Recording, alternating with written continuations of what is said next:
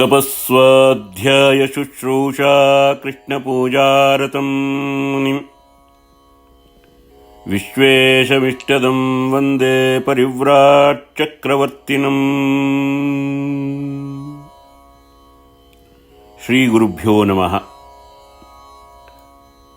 Hari Om to all. Welcome back to Bhagavad Gita session. Today we are going to look at Bhagavad Gita chapter 2 verse 28. In the previous verse, Krishna explained that birth and death are inevitable. Now, in this verse, he gives another perspective. Not only birth and death are unavoidable, our perception of existence itself is limited,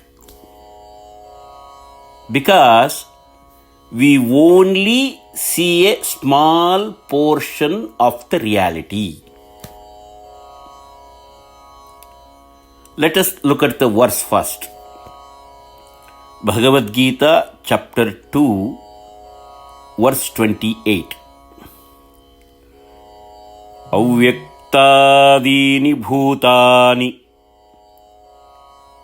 vyaktamadhyani bharata avyaktanidhananyeva tatra ka paridevana. Avyakta, unmanifest. Adini, in the beginning.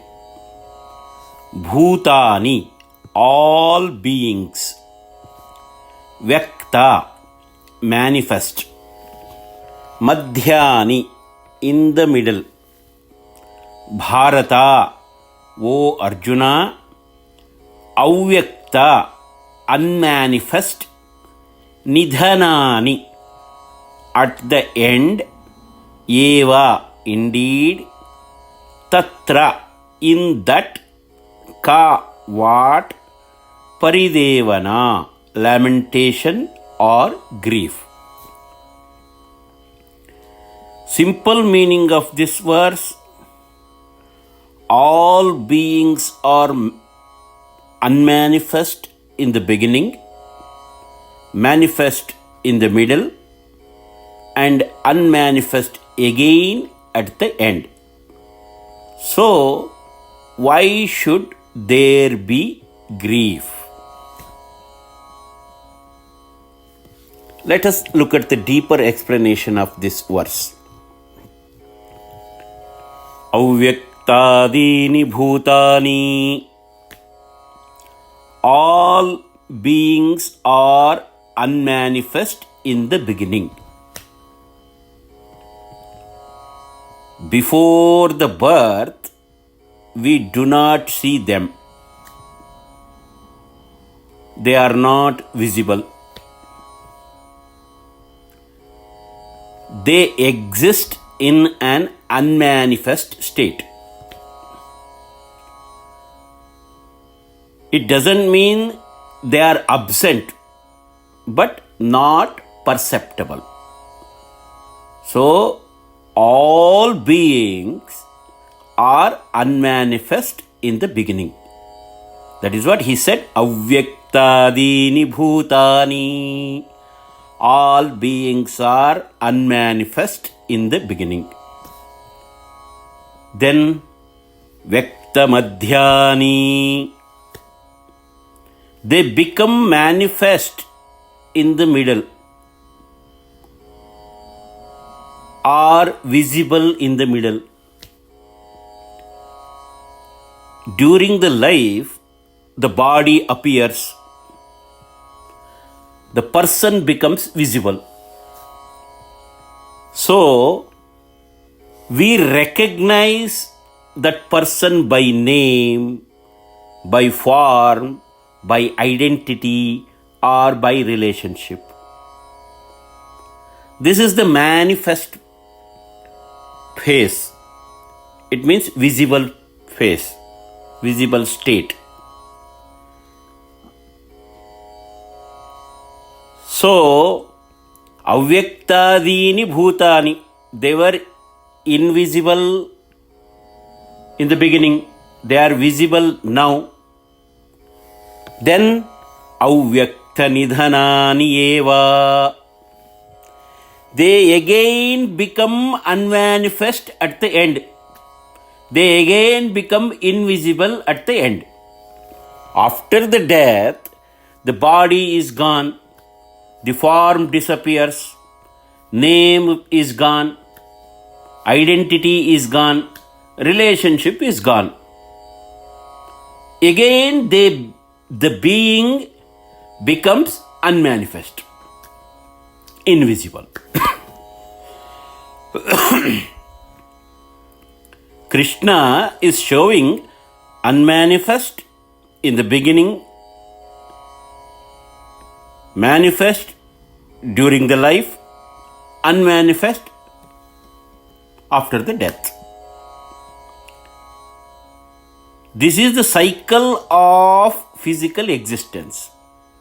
So, what we call death and birth. Birth is manifestation, death is unmanifestation. You have to understand this. When you understand tatra ka parivedana, what is there to grieve about? Krishna is asking a simple but powerful questions to Arjuna. If something appears temporarily, disappears naturally, then why grieve as if it is permanent? Because our grief comes from attachment to the visible form. Our grief comes from forgetting the larger cycle of birth, death and birth. So, we only see the middle phase. But reality includes before birth, after death as well. Why Krishna saying this? Because Arjuna is attached to physical presence and relationships. Krishna expands his vision. You are reacting to a small part of the reality. We never grieved before someone was born. We grieve when they disappear. Why? Because of attachment, because of identification. But both states are similar. Unseen before, unseen after. So, Krishna is not saying be insensitive. He is saying understand the nature of existence. With understanding, grief reduces and clarity increases. So, there is no point of grief. What other acharyas say? Sri Shankaracharya ji says, all beings are unmanifest before birth, manifest during life, unmanifest again after the death. So, what it means? Before birth, not visible. During life, visible. After death, not visible again. So, what we call life is only a temporary appearance between two states of invisibility. People grieve because they see appearance as birth, disappearance as death. But in reality, nothing truly begins or nothing truly ends.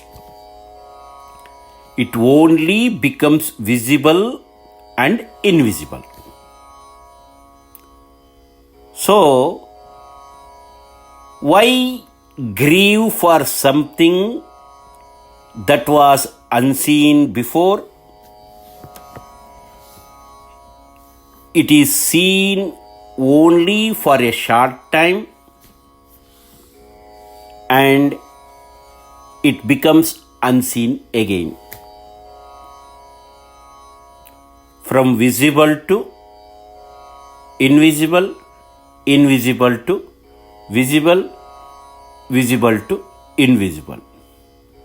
Life is only a brief appearance in between two invisibles. So, nobody should grieve for that. What Ramanujacharya ji says, living beings are unmanifest before birth, manifest during life, unmanifest again after the death. This cycle is natural and unavoidable. As we know, Atma is eternal, but the body appears only for a limited period. Before birth and after death, the state is unknown or unmanifest. The visible life in between is just a temporary phase. Even if one mistakenly thinks the body itself is Atma, still there is no reason to grieve, because appearance and disappearance are natural processes.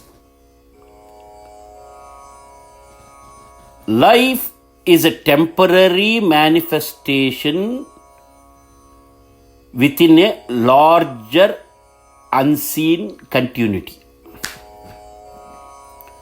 Therefore, there is no valid reason for sorrow over such natural transitions. So, what appears and disappears by nature should be understood, not mourned. So, nobody should grieve for that. What Madhvacharya ji says, Krishna uses the word avyaktadini to indicate that before birth all beings exist in an unmanifest, unknown state. Before birth, we are not visible, not known. During life, we become visible and known. After death, we again become unmanifest or unknown. So, what existed before birth is beyond our perception and memory. Since beings come from an unseen state and return to unseen state, There is no reason to grieve over this temporary appearance in between. So, what was unseen before and unseen after is only briefly seen in between. Why mourn that passing moment? So, there is no point for grief. What Keshav Kashmiri ji says, all beings exist in an unmanifest state before birth, become manifest during life, and return again to the unmanifest after the death. The unmanifest is not non-existence. It is a subtle, imperceptible state beyond our senses. For example, cloth exists in thread. Effect exists within its cause. Similarly, manifest life is only a temporary expression of an already existing reality. One thing we have to understand, nothing comes from nothing. Existence does not arise from non-existence. The visible world emerges from subtle, unseen state.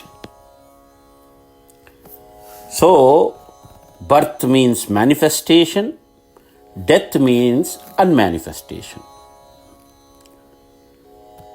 Since beings only move between unseen, seen, unseen, and never truly cease to exist. So, there is no reason for grief. What appears was already there.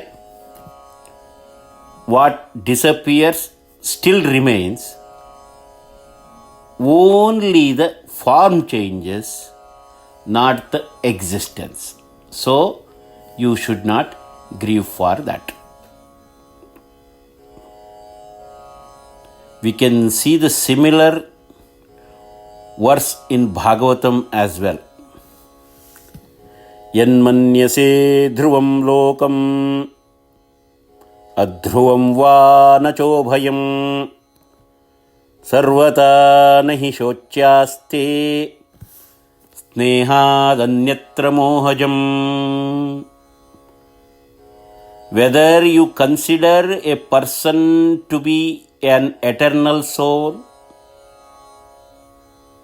a temporary body, or a mixture of both, still there is no reason to grieve, because all grief arises only from attachment born out of ignorance. So, Krishna now combines both teachings. Atma is eternal, no grief. The body is temporary, no grief. Because soul exists before birth, unmanifest, during life, manifest, after death, unmanifest again. We have three types of bodies. Gross body, that is physical body made of 5 elements, Panchabhautika Sharira. Another one, subtle body, mind, intellect, ego, senses, and pranas. And another one is causal body, karma and past impressions. So, at death, gross body is dropped. The Panchabhotika Sharira will perish. Subtle and causal bodies continue. A new body is given based on our karma. Life is only a temporary manifestation between two unseen states. So, grief arises not from truth, but from attachment and illusion. So, Krishna shows the full circle. Before birth, unseen. During life, seen. After the death, again unseen. So, appearance and disappearance are natural. Grieving over this cycle without understandings comes from limited vision. When we see the whole picture and we understand it, our sorrow begins to dissolve. So, we should not grieve for something which is very temporary. What happens next? That we will see in the next session. Until that, Hari Om to all. God bless you all. Sarve bhavantu sukhinah. Sarve santu niramayaha. Sarve bhadrani pashyantu. Ma kaschit dukhavag bhavet. Om Shantihi. Om Shantihi. Om Shantihi. Om Sham.